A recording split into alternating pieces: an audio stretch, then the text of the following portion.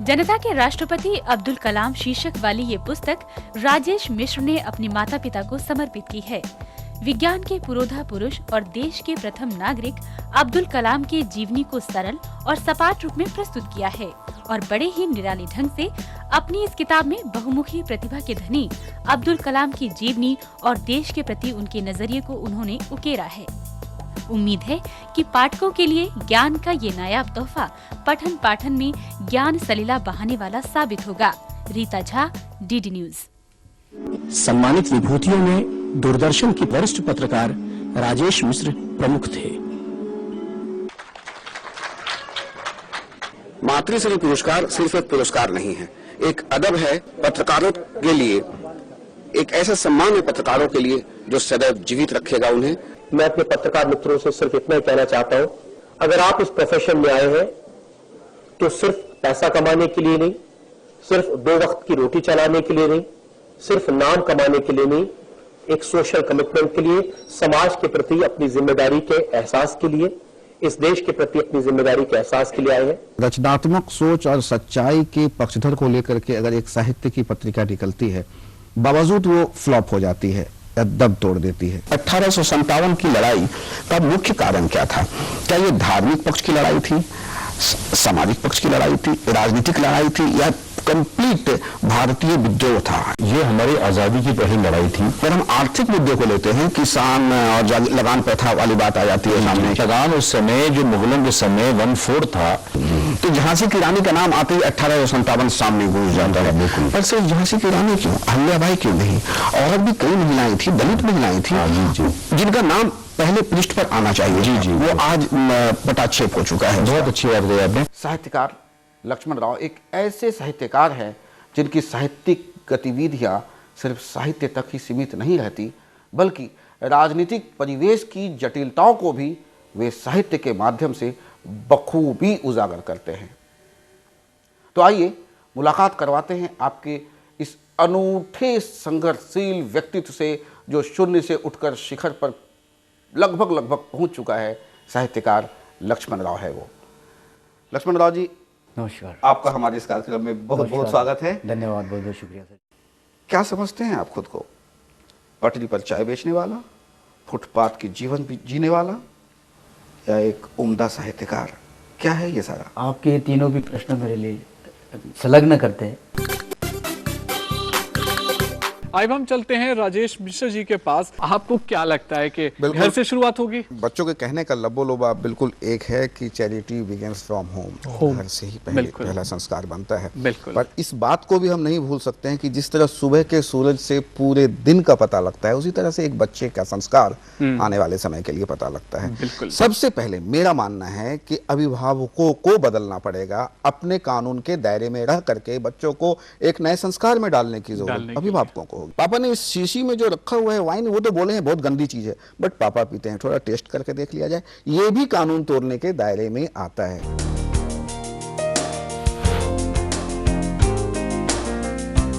बेटा जी, आपका बहुत बहुत स्वागत है हमारे इस कार्यक्रम में। कश्मीर का आधा इंच हिस्सा पाकिस्तान में नहीं जाने देंगे। ये राजनीतिक लोग जितना मर्जी उनको उठाने की कोशिश करें। बिट्टा जी से बातचीत करने के बाद तो सिर्फ यही कहा जा सकता है, और ये सच भी है, कि आज माँ का आंचल तार तार है और मनाए हम जल से, और रक्तचाप के बदले चुप चुप पीते मधु के कल से, और जन जन ऐठ रही धरती की, हम उलझे हैं पायल में, घायल माँ को भूल गए हैं मेहंदी और काजल में।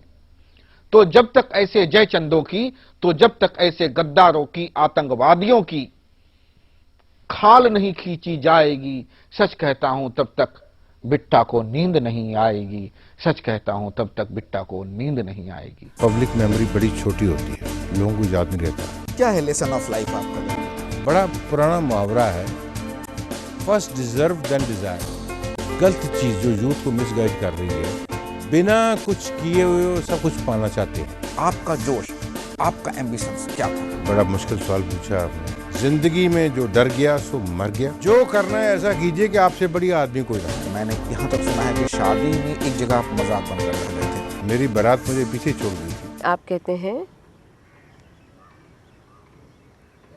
कमल है, और ये कमल मुखी वो कमल की पंखुड़ी जैसी आँखों वाली। तो कमल से आप कहाँ और चले गए।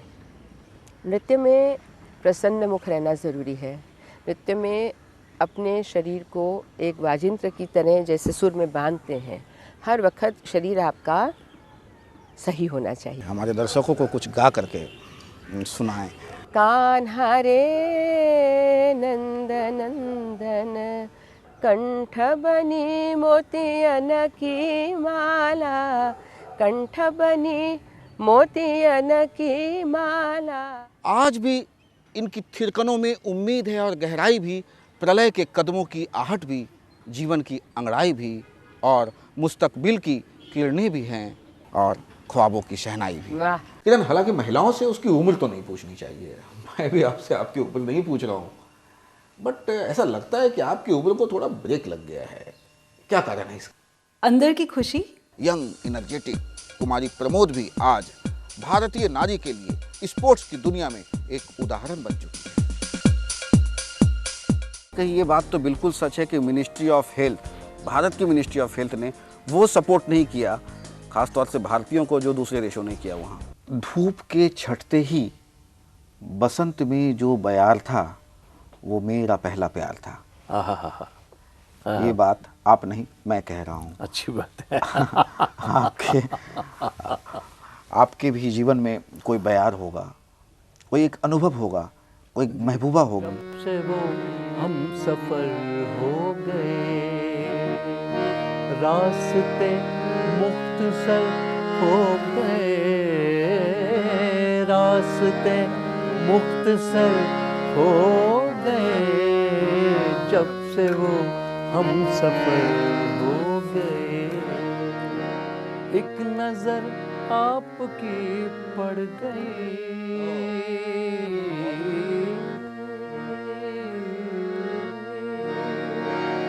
हाँ, एक नजर आपकी।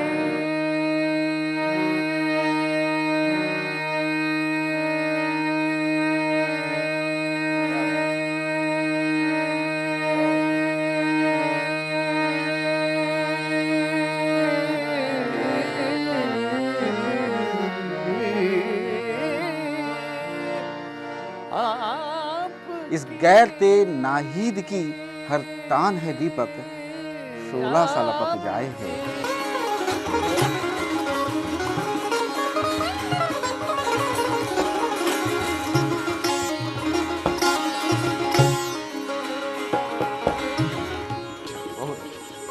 गांव की पगडंडी पर हौले से उतरती हुई सुबह की धूप मानो बंद कमरे में कोई सितार छेड़ दे।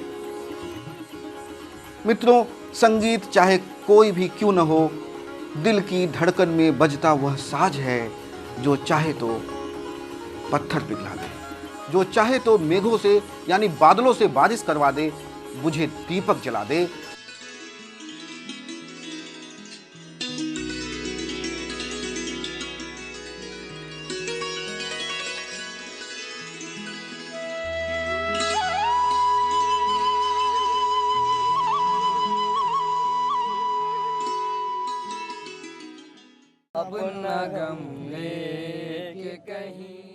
यह कहानी है नेत्रहीनों की, जो शुरू तो होती है नेत्रहीनों के जीवन से, लेकिन खत्म होती है जीवन के किसी और मुकाम पर।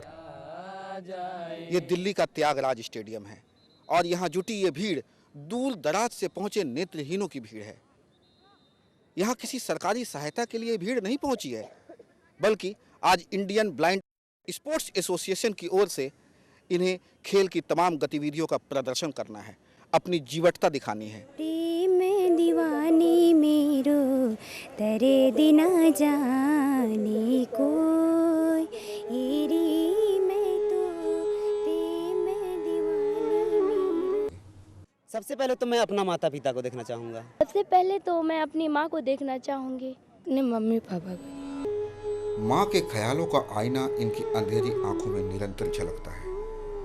माँ ही तो है जिसका प्रेम हमेशा हमेशा से अपने बच्चों के साथ जुड़ा होता है।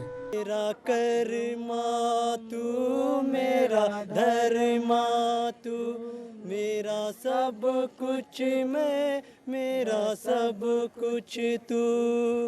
यही सृजन का आगाज है, नेत्रदान। वक्त की यही आवाज है, वक्त की यही आवाज है। साफ था मैं जेल हूँ, सलाखों और ऊंची दीवारों से घिरी एक दूसरी दुनिया में। हाँ, और खास लोगों की एक बंदी जिंदगी हूँ। मेरी चाहत दीवारी में नेता और अभिनेता तो क्या, क्रांतिकारी शहीदों से लेकर अबला और सबला सभी की पीड़ा को सहा है मैंने। कोई जरूरी नहीं कि मेरे प्रांगण में केवल गुनाहगार ही आए, किस्मत के मारे बेगुनाह भी मेरी साया तले आते हैं। मजबूर हूँ मैं अपनी फितरत और उनकी किस्मत से, क्योंकि मैं जेल। जब तुम फंसते हो कानून के शिकंजे में, तुम्हें छूट नहीं होती सलाखों के बाहर जाने की, फिर मेरी ही हुकूमत तुम्हें पूरी छूट देती है जेल की हवा खाने की, क्योंकि मैं जेल हूँ, मैं जेल हूँ।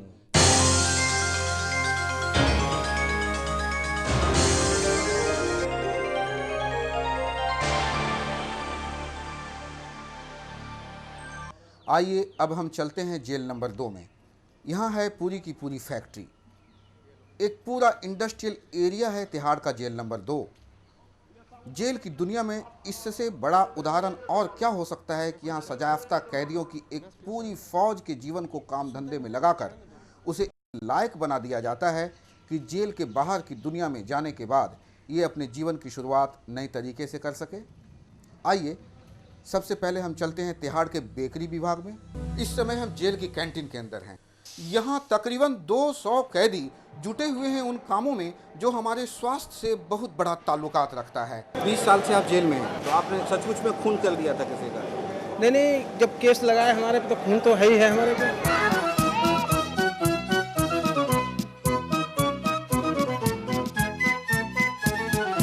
आओ बच्चों तुम्हें दिखाएं झांकी हिंदुस्तान की, इस मिट्टी से तिलक करो ये धरती है बलिदान की। वंदे मातरम, वंदे मातरम, वंदे मातरम। जब भी हम इन गीतों को सुनते हैं तो भारत माता की गोद में पल रहे नौनिहालों की तस्वीर आंखों के सामने घूम जाती है। ये वही बच्चे हैं जिन्हें आधारभूत मानकर भारत का इतिहास गौरवान्वित होता रहा है। जाहिर है बच्चे हमारे भविष्य की तकदीर होते हैं, पर इन जैसे ही हजारों बच्चों के वर्तमान को देखकर आप खुद ही अंदाजा लगा सकते हैं कि स्वतंत्र भारत में अब इन भटके हुए बच्चों की सूध लेने वाला कोई नहीं है। क्या आप जानते हैं स्वतंत्र भारत में आज भी तकरीबन 10 करोड़ बच्चे फुटपाती जीवन व्यतीत कर रहे हैं। शिक्षा इनसे कोसों दूर है और गर्त की खाई में डूबता इनका बचपन हर रोज इन्हें बेमौत मार रहा है। प्लेटफार्म की जिंदगी को जीने वाले भटकते हुए इस नौनिहाल को देखिए। संवरने से पहले ही किस कदर बिखर गए हैं खुद से। क्या ये बच्चे हमारे समाज का एक कोना नहीं है? देखिए इनके छोटे छोटे मासूम सपने खो गए हैं धुएं की धुंध में। आस और उमंग बिखर गए हैं फुटपाथ की इसी तरह अनेक मंडियों पर। आखिर कौन है इसका जिम्मेदार? क्यों हैं ये अपने बचपन से वंचित और क्यों नहीं है इन्हें बेहतर जिंदगी का अधिकार? यह प्रश्न आज भी एक यक्ष प्रश्न है। गौरतलब है कि देश की राजधानी दिल्ली में आज भी कामकाजी बच्चों की संख्या लाखों में है। इनमें से कुछ बच्चे महज 2 वक्त की रोटी के लिए ढाबों पर अपनी जिंदगी बसर कर देते हैं, तो कुछ ने फुटपाथ के ही जीवन को अपने कमाने और गंवाने का पैमाना मान लिया है। और जब सड़कों पर भटकने लगे तो जाहिर है अपराध का काला साया कुकुरमुत्ते की तरह पूरे समाज पर पसरने लगता है, जिसके शिकार हम और आप तो होते ही हैं, पर सड़क के इन्हीं निर्दोष बच्चों में से कोई बच्चा आगे चलकर आपराधिक दुनिया का शहंशाह बन जाता है। अत्याचार और भ्रष्टाचार के पैमाने पर गीता का 4था श्लोक बहुत ही उम्दा है। यदा यदा ही धर्मस्य ग्लानिर्भवति भारत अभ्युत्थानम धर्मस्य तदात्मनं सृजाम्यहम् और परित्राणाय साधूनाम विनाशाय च दुष्कृताम धर्म स्थापनार्थाय संभवामि युगे युगे। टेलीविजन धारावाहिक महाभारत में अपने अभिनय में 4 चांद लगा देने वाले प्रवीण कुमार यानी भीम हमारे साथ मौजूद हैं। प्रवीण जी, आपका बहुत बहुत स्वागत है हमारे इस कार्यक्रम में। आगे या पीछे कोई योजना नहीं है, ये तो रोज़ का काम है। रोज़ कहीं कुछ हो रहा है, कहीं मैंग्रोव कट रहे हैं, कहीं नाजायज़ फैक्ट्री बनी है, कहीं गाय पकड़े गए हैं। अब मिसाल बम्बई में 2500 गाय डूब गए, भैंस डूब गए, क्योंकि डेयरी वालों ने उनको बांध करके जैसे ही बाढ़ आने लग गई तो वो भाग गए। जानवरों के प्रति मेनका जी आपका लगाव क्या बचपन से था या फिर समाज को आपने बहुत नज़दीक से देखा, वक्त का बहुत डट कर मुकाबला किया और ऐसा नज़र आया कि शायद जानवर इंसान से ज़्यादा वफादार है, प्रकृति हमारे से ज़्यादा वफादार है, कुछ ऐसी बातें? नहीं, ये तो बहुत ही तुच्छ चीज़ है कि मैं जानवरों को पसंद करूं क्योंकि वो वफादार है। दोस्तों, मेनका जी से अभी आपने जाना समझा, ये वो महिला हैं, ऐसा कि मैंने पहले आपको कहा था, सादगी और शालीनता से भरी हुई, ज़िंदगी के कोण का अंश देखने वाली, सभ्यता के सर्प को बहुत नज़दीक से पहचानने वाली मेनका जी से आज एक मुलाकात में बस इतना ही।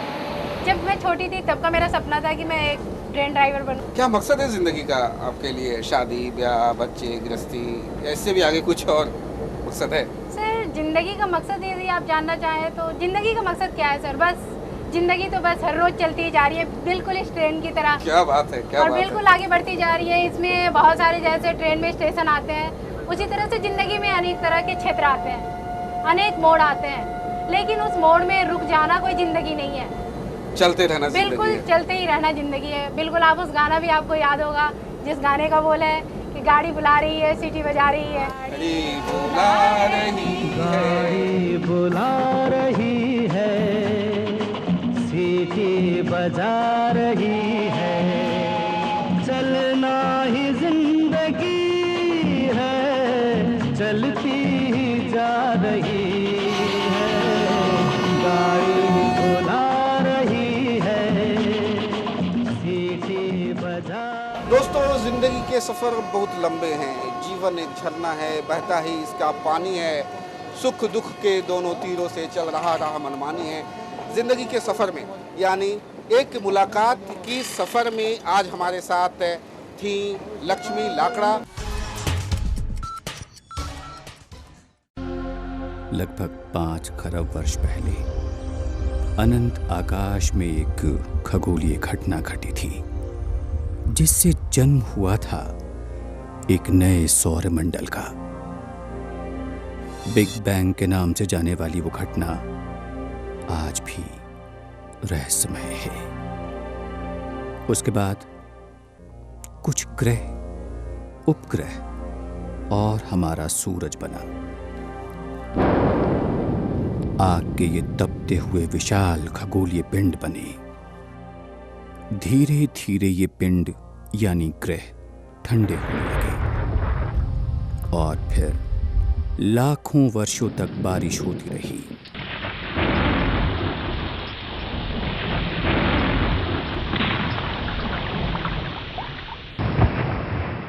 जिनसे बड़े बड़े सागरों का निर्माण हुआ। इन्हीं ग्रहों के गर्भ से निकली हमारी पृथ्वी। खरबों साल पहले पृथ्वी पर जीवन की शुरुआत जिस रूप में हुई, वो कुछ इस प्रकार का था।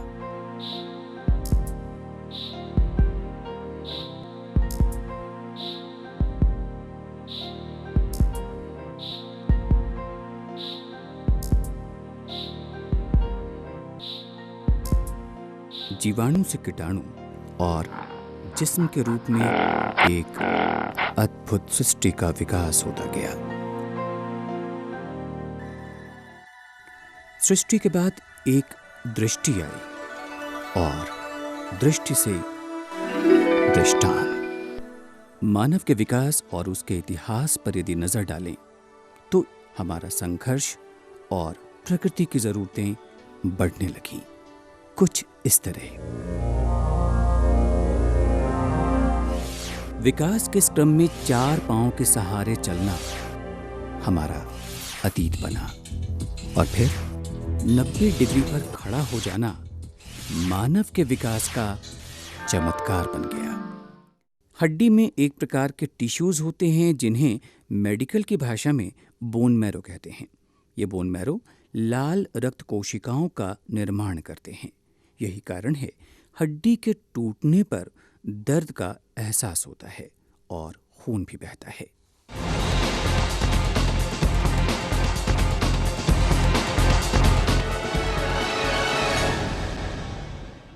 हमने असिस्टेंट कमिश्नर ऑफ पुलिस से जब्त की गई उस फर्जी डॉक्टर की डिग्रियां और दवाइयों की मांग की। एसएचओ ने तत्काल हमें उस फर्जी डॉक्टर की डिग्रियां और जब्त इंजेक्शन जेंटामाइसिन दिखाए। आप भी देखिए इसे।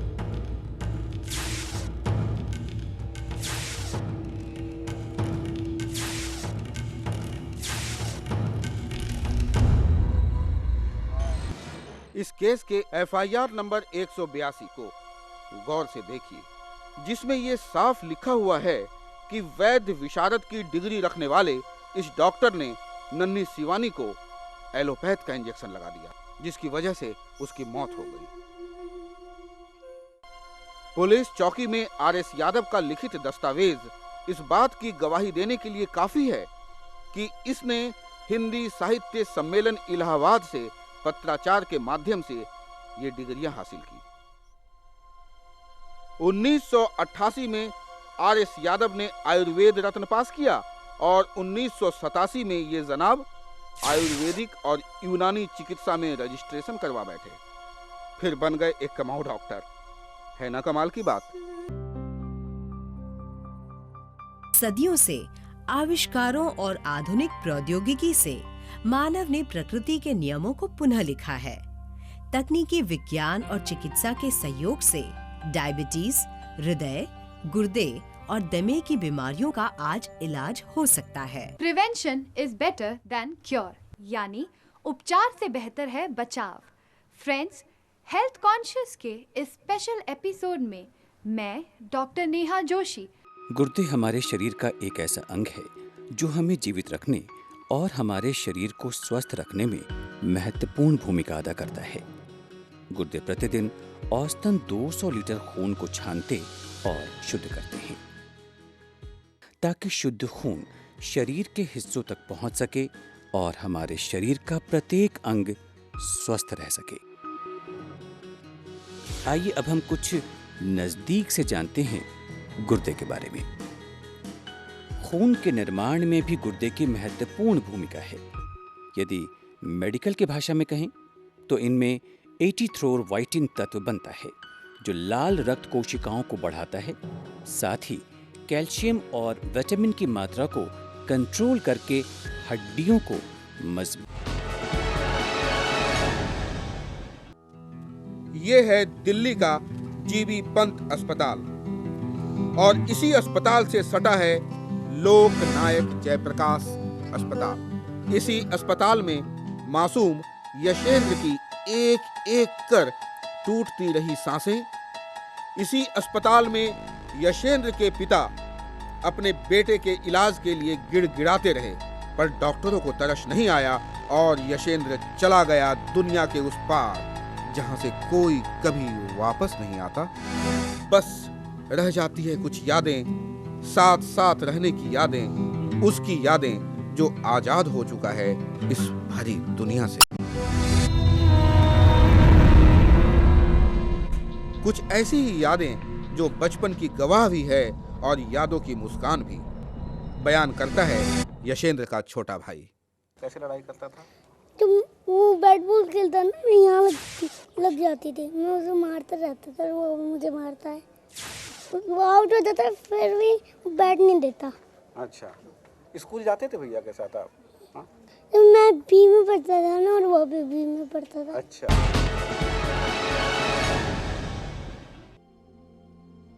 गौरतलब है कि जीबी पंत और लोकनायक अस्पतालों की थोथी औपचारिकता के कारण इस बच्चे ने तड़प तड़प कर यहीं पर दम तोड़ दिया। कुछ सरकारी नियमों की औपचारिकता को दरकिनार कर यदि उसी समय पंत अस्पताल में यशेंद्र को एडमिट कर लिया जाता तो शायद वो काल का ग्रास नहीं बनता।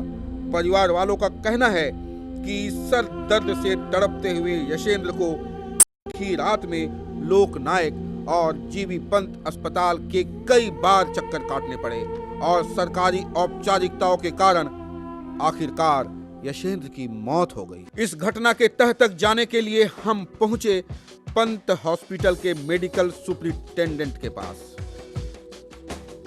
इन्हें देखिए, ये हैं medical superintendent doctor Saha. Doctor Saha ने इस संबंध में बात करने से न सिर्फ इनकार किया बल्कि हमारे कैमरा टीम के साथ भी पूरी तरह उलझ पड़े। प्लीज नो कैमरा, चले जाइए। No camera please please. एक आदमी आके बात कर रहा है, आपको कोई रोल नहीं है, आप लोग चला जाओ। कोई बात नहीं, नहीं कोई नहीं, प्लीज प्लीज प्लीज। आप हमें सिर्फ उस केस के बारे में बताएं जो केस हमारा है। आप क्या बात करना है? लेकिन मजबूत इरादों के साथ बुलंद मेडिक्राइम टीम ने हार नहीं मानी और कैमरा लेकर हम धमक पड़े डायरेक्टर वीना चौधरी के कमरे में। इन्होंने क्या कहा आप खुद ही सुन लीजिए। मैं आपसे यही तो कह रही हूँ ना, ये कॉन्सेप्ट डायरेक्ट एडमिशंस का गलत है। मैं मानती हूँ जीबी पंत बहुत आपस में रिफ्ट था institutions, okay, which I am very clear it has to finish. No, these institutions belong to one campus, that is Maulana Azad College. They don't belong to 3 campuses, okay? But somewhere down the line, someone started thinking हम superior हैं, हम inferior हैं, sort of thing. This is what has happened. एक चीज तो अजय मैं मानती हूँ, अगर हमारे रेजिडेंट्स थोड़ी अच्छी तरह काम करें ना, हम उस डॉक्टर से भी मुखातिब होना चाहते थे जिसने यशेंद्र की मौत से पहले ही मौत का फरमान जारी किया था, और उनसे भी जो न्यूरोलॉजी के एचओडी थे। डॉक्टर गणेश तो कैमरे के सामने नहीं आए और डॉक्टर सिन्हा ने जो कुछ कहा वो मेडिक्राइम टीम की पुष्टि करने के लिए काफी है।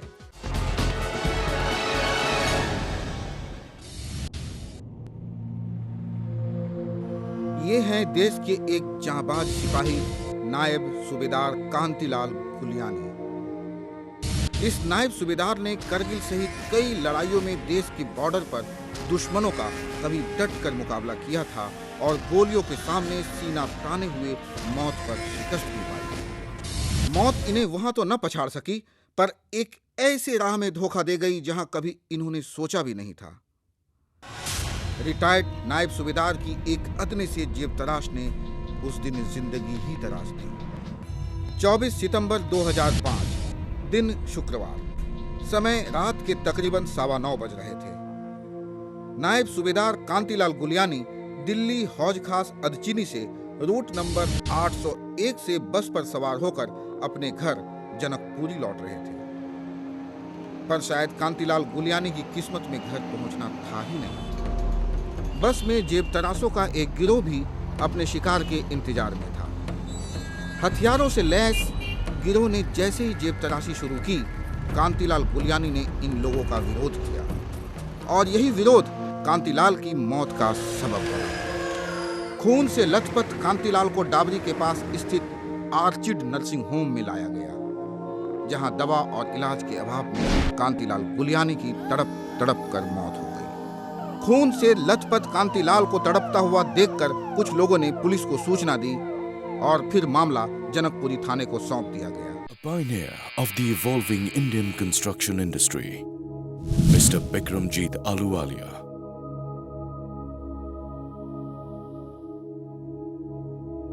The modern world of construction involves the translation of designs into form.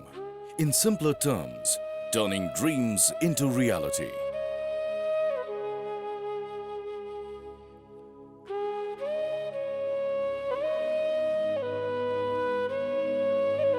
One such man who has been doing so successfully for the past 4 decades is Mr. Bikramjit Ahluwalia, CMD of Ahluwalia Contracts India Limited and founder chairman of Alcon Group.